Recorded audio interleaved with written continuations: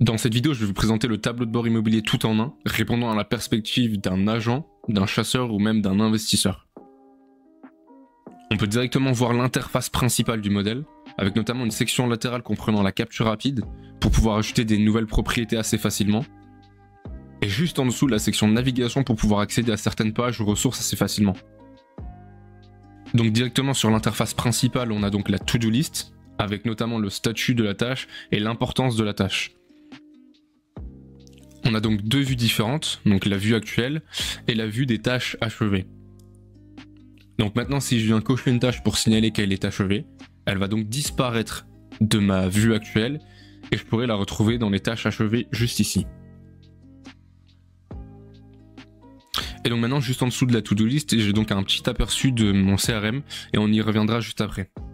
Et j'ai donc en fin de page un calendrier avec deux vues, hebdomadaire et mensuelle, avec toutes les échéances directes avec mes clients.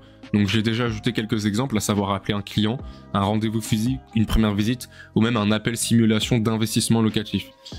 Donc plutôt intuitif, il suffit de cliquer sur le bouton nouveau ici pour qu'une page latérale se crée, et donc on va venir inscrire l'événement en question juste ici.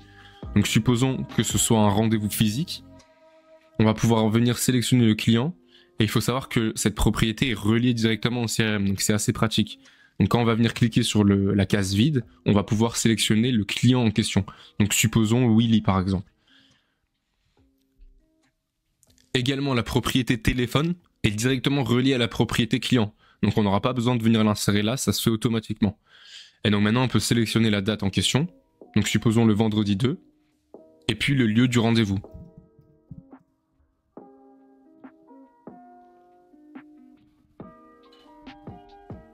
Donc maintenant, par rapport aux différentes pages et ressources de ce modèle, on a donc un CRM pour le suivi client.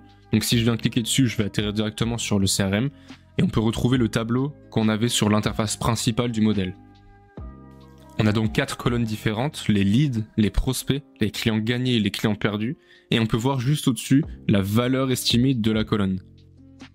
Donc supposons que ce client Ben soit devenu un client gagné, je vais pouvoir le glisser dans la colonne gagnée et le calcul se fera automatiquement.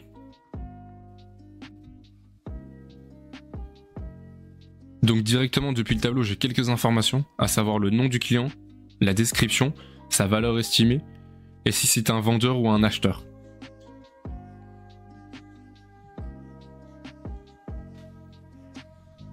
Donc directement dans la fiche du client, j'ai beaucoup plus d'informations. Je peux également sélectionner si c'est un client important ou non, pour pouvoir accéder facilement à la fiche du client juste ici.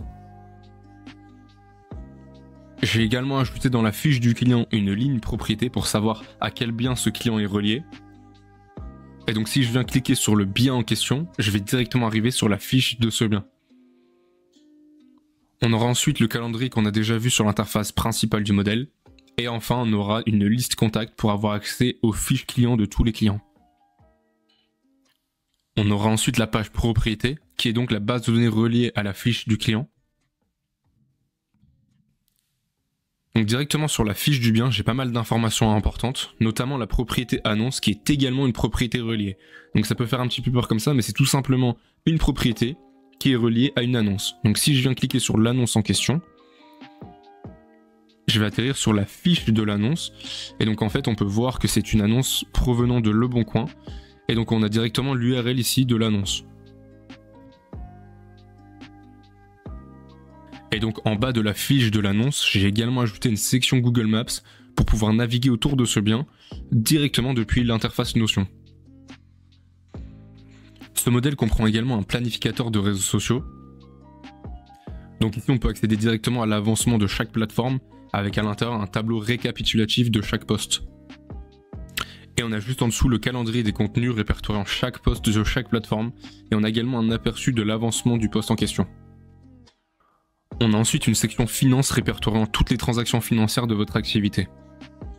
Donc ici on peut voir le montant de la transaction qu'on n'aura pas inséré puisqu'elle est directement reliée au client en question. Donc si je viens modifier le client par exemple, je peux voir que le montant de la transaction a été modifié.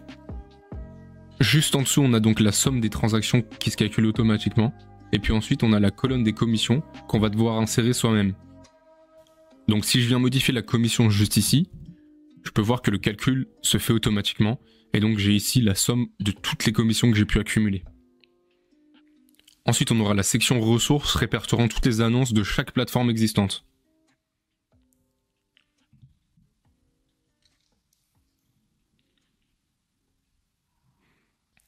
Et donc pour terminer, on aura un simulateur d'investissement locatif pour pouvoir calculer la rentabilité d'un investissement.